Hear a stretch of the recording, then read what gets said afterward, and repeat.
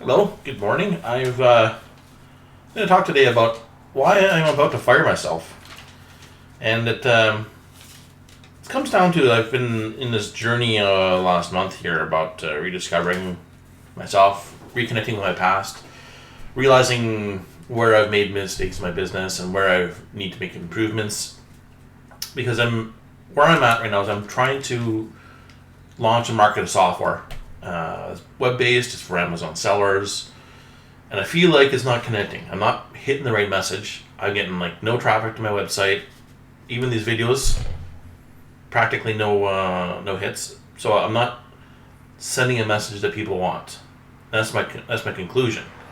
So on a personal note, I'm like, well, the message it's either the message that's not being accepted, or it's the messenger myself, and so that becomes very personal. I had this experience yesterday I wanted to share about, and so I was contacted by a former client once. We had talked about writing up this report for our client to do a kind of a risk assessment on this solution that we built for them, just kind of identifying, okay, what point will this thing, how long can this thing go before it kind of gets too much data in it and starts to blow up. So the conversation we had several months ago was, okay, well, how much budget does this need? So I think we said like 3 days worth of effort. So that's 24 working hours. And then we came back, we're recircling now, and we're just saying, okay, well, let's get this going. Let's do this thing. And it's, then there's this thing about 20 hours. And so the fella through the agency with whom I'm working to the client, so I'm contracted to a company and they have a client, and that's the client that's asking this question about how, okay, well, I think we said 20 hours is the cap for this body of work. And so the guy from the agency is saying to me, is that a reasonable estimate? And then I said, well, I think what we actually talked about was 3 days, which is 24 hours. So, and then he asked, so can you do it with 20 hours? I'm like, well, I just answered the question. But anyways, so then I thought, okay, well, he's asking, I'm going to tell. So I gave him this little blurb. I said something to the effect of, actually, let me just read it out here. I said, more is probably better. 24 hours is already light if doing the analysis to ferret out how big of a risk each item is. Plus, then documenting in a simple way that is clear to understand. However, I can work within whatever constraint. Just to kind of bring my point home, the result will be something like, and I put in quotes here, there's definitely a forest there and we can see the shape of the trees, but we can't say what kind of trees are in that forest or how many and how big they are. And then I did add another, to my detriment, I added a big section of basically saying it's optional for your general amusement here. And then I go into this detail about, in a couple paragraphs here, about if I was in charge of actually running this whole thing, here's how I would do it. Because I feel like there's some opportunities that can be gained from this. And this whole document that we're going to write is going to be describing, here's some problems, and we're not going into how to fix it, but we're going into what are the problems, here's the problems, what's going to happen if you do or don't do anything about it. And my gut tells me they're not going to do anything about any of it anyway, so I feel like it's a waste of effort. So I'm basically concluding here and saying, what I would do is I would add new features to the solution, solve some other problems, like add some more ways of making this thing generate revenue, and then solve those types of problems as part of that work. Anyways, he comes back after this and he sends me a text. He said basically he didn't get it. He didn't understand what I said. Can we do it with 20 hours or not? So, I mean, I love working with this guy. This is no criticism on him. This is all about me and my ability to communicate with people. And so my analysis on this was that, once again, I didn't hit the mark. I didn't convey the message that he needed to hear. And so, one of the things I've been kind of trying to grapple with is what is it? I feel like it's like gears that are or a transmission in a car or something. It's slipping. It's never connecting. I'm never getting into gear in my communication with people.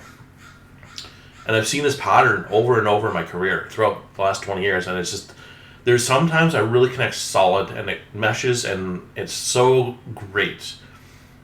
Get on the same wavelength, great things happen, like really great things. But the majority of the time, I feel like it's not happening. and especially when it comes to sales and marketing, because I've been reading these books from this guy Russell Brunson. Here's one of them: his Traffic Secrets. Now he goes through it's a series of 3 books, and in one of the other books he's talking about how he started off his business and the stories he tells. And there's this one thing where I've kind of come to the conclusion he's actually kind of a bit of a dummy, and that's okay. Like I don't mean that in a derogatory way. I mean he doesn't have that spark of ingenuity on his own. What he's seems to be is he's one of these great communicators, extremely high emotional intelligence. He can talk with someone, connect with them, share an emotional story, and form a connection that will draw out a desire in that person he's talking to want to work with him, and that's so it's more that type of intelligence he possesses versus, I would say, an intellectual or an academic intelligence. And where I'm coming with that is, so when I read through what he said, all of his experiences is he goes through certain activities in life, he hits a roadblock, but then someone comes into his world and tells him some information, and that gets him over this thing. He calls that an epiphany bridge. Well, so 2 parts on that. The first part is, well, that's been his experience. But what I take from that is he's never solved the problem himself. Not once. Someone has had to solve it for him. And then he takes the next leap and it goes from there. This is fine. My experience has been, never that's happened. Never. I've had a school of hard knocks. I've had to figure out every bloody problem myself. I don't feel like I've had people come into my world to solve, just have to say, Tim, think about this. Have you considered that? That's never really happened for me. And, it's happened in maybe some like project level context.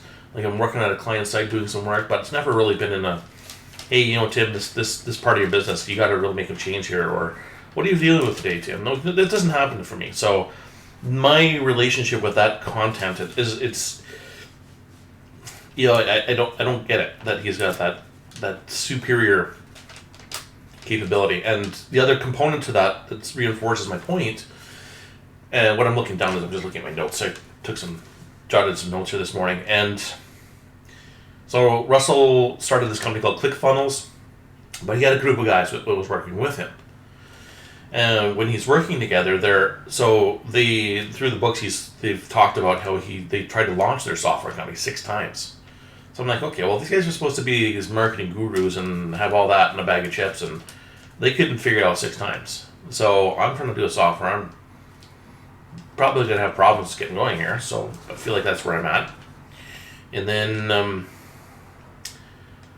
so he's kind of like the face. He's like that high energy connector guy. He's got the good stories. He can talk a talk, but he really didn't develop the software. He didn't make the tool. He didn't do that kind of stuff. He doesn't know how to do the support. He doesn't know how to make the technology work and make it all kind of come together.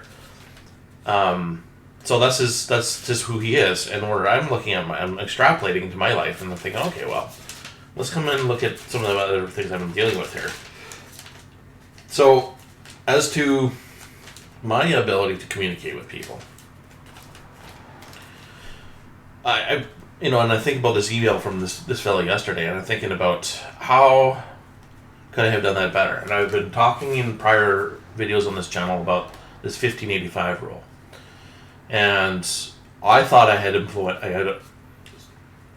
scored on doing that in that email, because I had actually rewrote that email. I sent to him twice, and so I thought I had got to the 15%. But what I kind of now realize after seeing his text, I need to go back another 15%, dig it, rewind it deeper.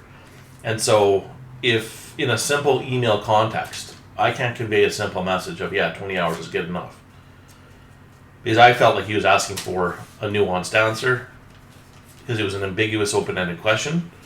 So I tried to decipher that and put together some disambiguation, which translates to, I wanted to make it clear that, we can do it, but there's going to be limitations. And maybe that's all I needed to say, having reviewed this myself a few times in my brain. But I feel like, either I'm completely daft and I'm too stupid to realize things, or I'm a genius, and I just can't. I'm having a difficulty distilling what I'm trying to say for people, and I reflect back around what others have said. People have told me that I'm smart, one of the smartest people they know. So I look back even further, and I think about number one comments or throughout my whole school years was that Tim is not performing up to his potential. And this is always there, not working up to his potential, not performing up to his potential. And so basically that means I was disengaged, and I could have done a lot better. And I was bored in school. The funnest time I had was actually having intellectual banter with my instructors and my teachers. That was more energizing for me than it was the actual subject material. But anyway,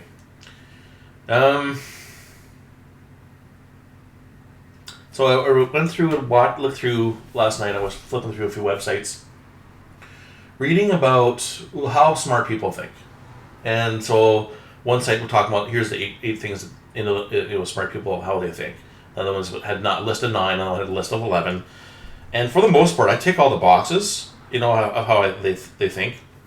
And there was this one thing that it's kind of weird because I don't really sure that I agree with it, but let me just pull this up. This is actually quite interesting. There's this quote here from by Plato. I am the wisest man alive, for I know one thing, and that is that I know nothing. And then Einstein echoed a similar sentiment. As a human being, one has been endowed with just enough intelligence to be able to see clearly how utterly inadequate that intelligence is when confronted with what exists. So this article here is saying the brightest minds understand the dangers of being a know-it-all and welcome the unknown as an opportunity to find new insights. Ignorance, on the other hand, is often rooted from convictions and absolutes. So, this one point here, the heading here is they know that there is so much they don't know. And I don't think this article actually does justice to that heading, because that's not actually what the content here is. Because what Einstein's saying is the world, the universe, this existence we have is so vast and so complicated. There are so many unknowns we can never know. Even in our short lifetimes. He's acknowledging that we have a short lifetime, and he's saying that in my 90 years of productive adult life, I don't have enough time to go and figure it all out. It's not that it's unknowable per se, but it's just unknowable within the constraints of human life and with where we are now and what we know now. And I don't think that's saying that they're saying they have a limitation in that specific regard. But they know that what they're saying is that they realize they have a limitation in their knowledge. Not that they necessarily have a limitation in their ability to learn that if they had the opportunity and the time and all that stuff. So I think I can kind of see that, but I don't feel like this is the point that I really... I don't know. I kind of feel like a lot of times I feel like I got a lot of thoughts around a lot of stuff. I do research a lot of things, figure it out for myself, for my own opinion. I don't take anything at face value. And I know there's a lot of stuff I don't know. Like, I know I'll never understand quarks and, that kind of, deep math based sciences. I'll never get that.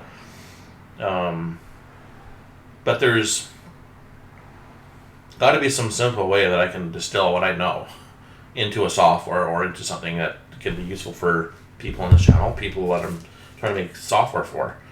So I'm coming to this conclusion that, okay, you know what? I need to fire myself, because I don't think I have the ability, and I'm reaching my end, and I'm reaching my natural limitation here, of I can't do the marketing. I don't think, if I can't tell someone that 20 hours on a simple report is enough time in a simple enough way, I'll never convince people to sell my software. So, where I know I am my happiest is when I am imagineering, when I'm creating, when I'm building, and I think I need to focus my energy there. So I think I need to start looking at is forming a corporation structure so that people can take my ideas and run with it. So that I'll have a team where I'll probably start with a marketing person, so a chief marketing officer, pay them with some equity, and get them into the business of Argonon and into the business of selling my software, so that it will generate revenue because whatever I'm doing ain't the right path, I don't think. And then as it starts to generate more money, I will hire in more staff, and they will slowly take over all my other responsibilities, including CEO, CTO, COO, and CFO. And then once I've replaced myself and all that, I will focus my energy on creating the next thing.